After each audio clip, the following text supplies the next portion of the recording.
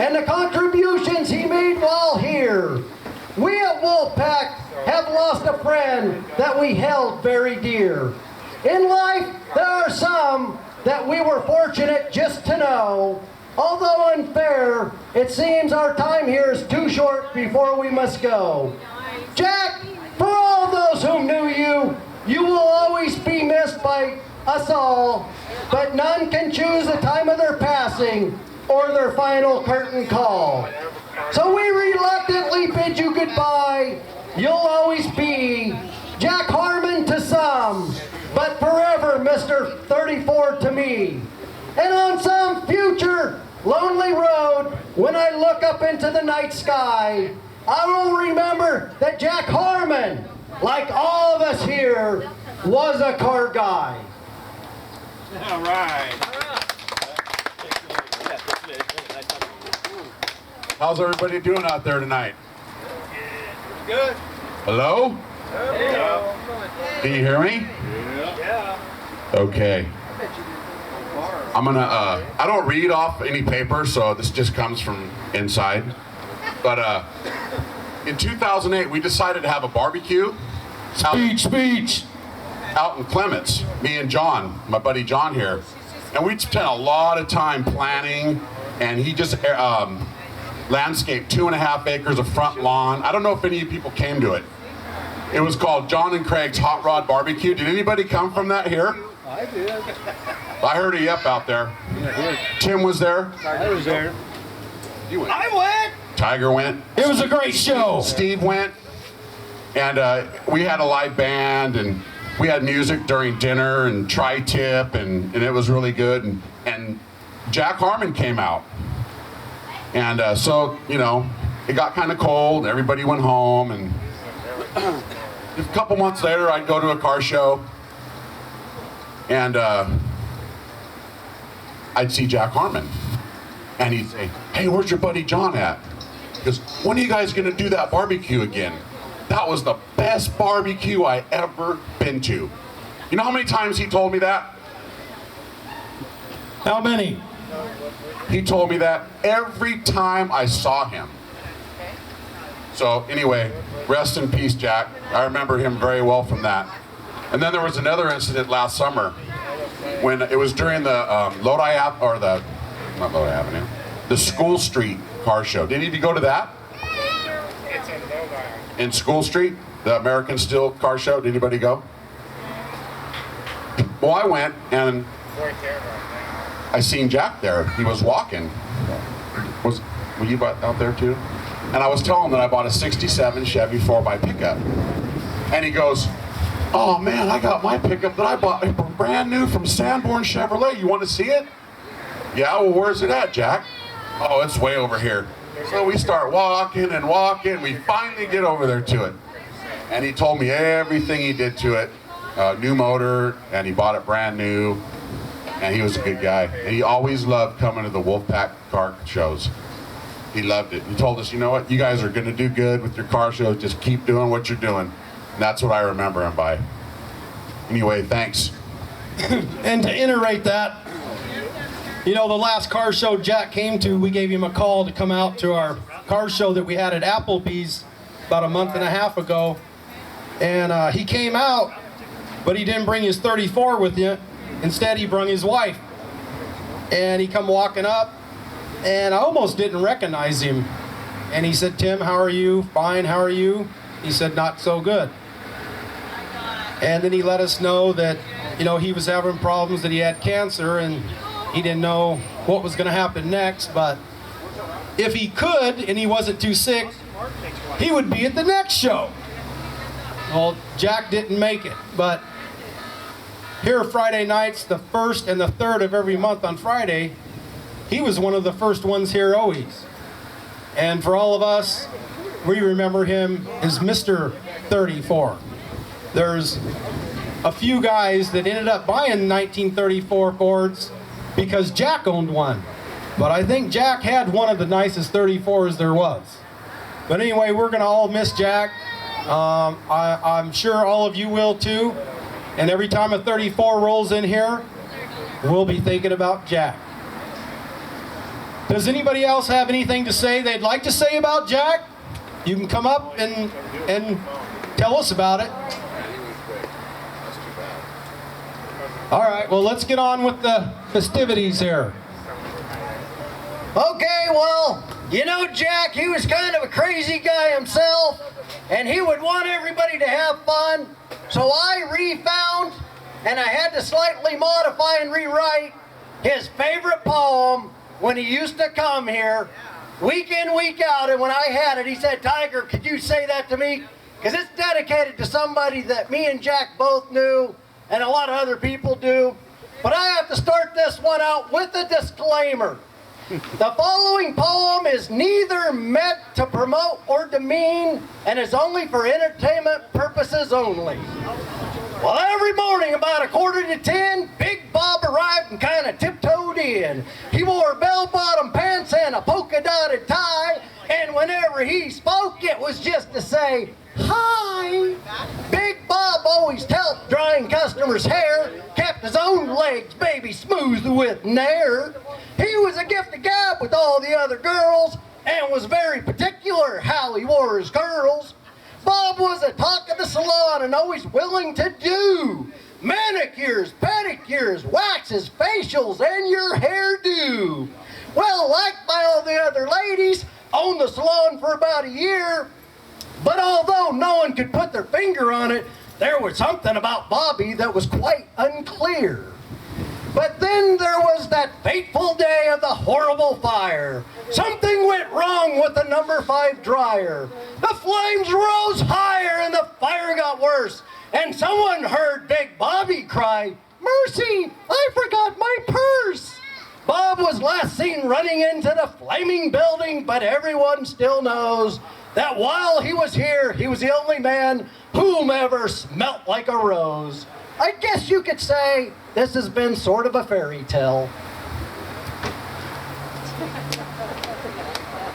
And that was Jack Harmon's favorite poem. That's why I re-brought it out of the old musty case in the back of my bedroom for Jack.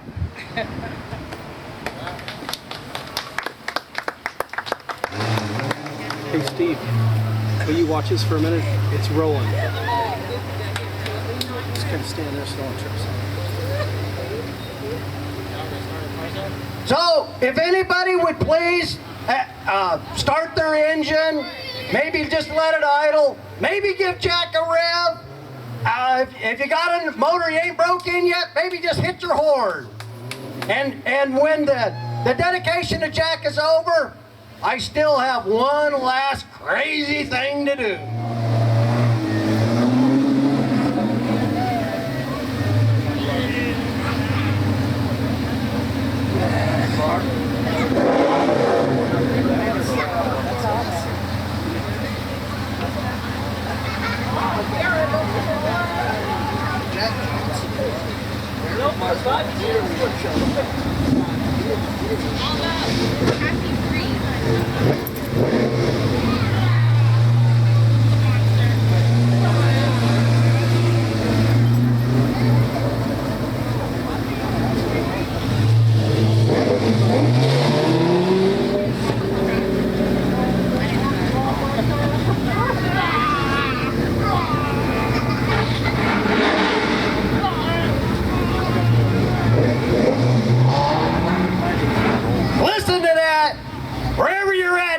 You tell St. Peter to give you some extra points.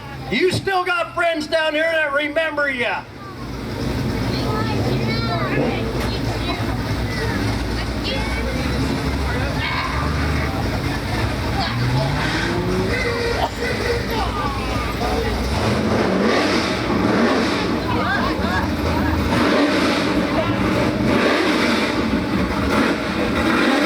Right now they hear that in heaven.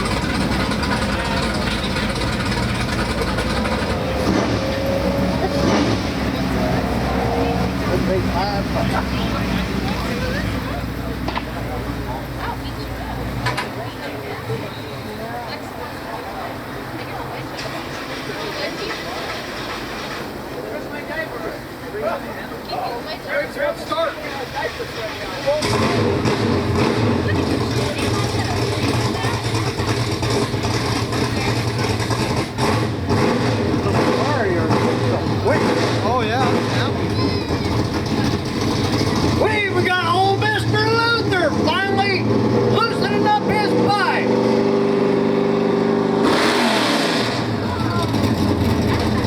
Craig Luther, that can't be your car.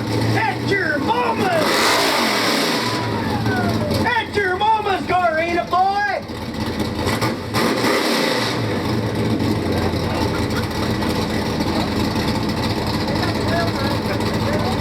Yeah, he always liked that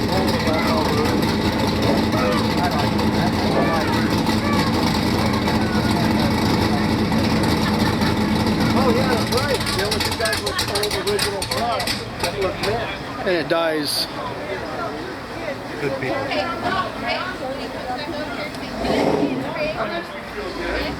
Well, we appreciate here at Wolfpack your participation in Jack's memory. And if anybody does have anything they would wish to say, I'll still wait a moment. And then I have one last bit of craziness for tonight. We also have pictures up here of Jack. If anybody was close enough to Jack, knew him, knew his family, wanted these pictures, they're up here on the counter memorializing Jack's participation with the club at various shows.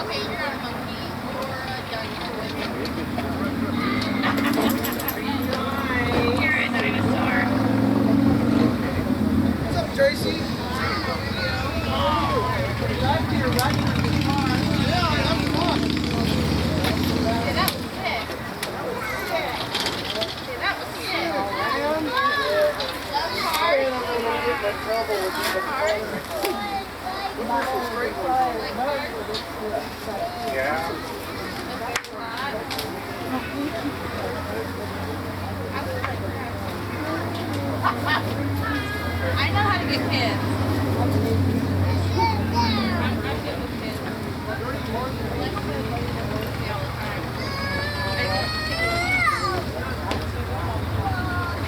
Okay. Some people act crazy, but few are as crazy as me. Due to lack of funding, I was released back into society. Asked the doc if I was really cured, and he said, just go away, because another week of me and he'd have to Jennifer. He'd have to commit himself if I were to stay. Had me a padded cell where I could forget where I was for some time. 4 walls of padded circle track so I wouldn't lose it and wreck my mind. Papa used to tell me God only protects babies and a fool, so he must be protecting me because I still kind of drool. Now I drive like there ain't a brain in my head. Doesn't help that my foot is made out of lead. Why, just last month I tore through my neighbor's fence.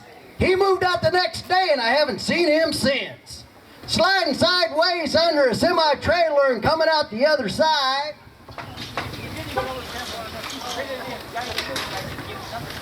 My style of driving insanity is something that you just can't hide. And if you think I don't drive crazy, just come to my town to see all the people in wheelchairs and on crutches and just hobbling around. Always throttling it and don't know what the brakes are for. My old lady's still mad that I drove through her own front door. Cops told me I need to start walking, that's why God gave me 2 feet, because if they ever catch me again, I will be riding in their back seat. But they can go ahead and chauffeur me around while I wave to my adoring fans. Because when you're as crazy as me, you're always making other plans. Officer told the hospital this nut you let out needs to be put back into his shell. Doc said can't. They're still replacing the rubber I chewed off the walls of my cell. And you know, even though the doc released me and said I was just fine, lately some at the Wolfpack car shows have said, that cat's out of his mind.